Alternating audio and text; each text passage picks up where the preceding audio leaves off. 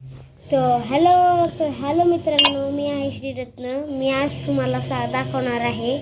जर तुम्ही तुमच्या मोबाईलमध्ये माइनक्राफ्ट जर तुम्हाला घेता येत नसेल तर माइनक्राफ्ट सारखीच एक गेम आहे, त्याचं नाव आहे ब्लॉकी क्राफ्ट 3D. ही गेम फक्त 59 MBची आहे. 59 का 69 MBची आहे.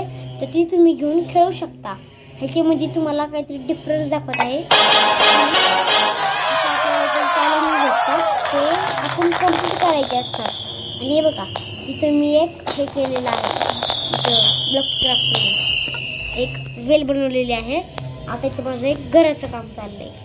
हे बघा,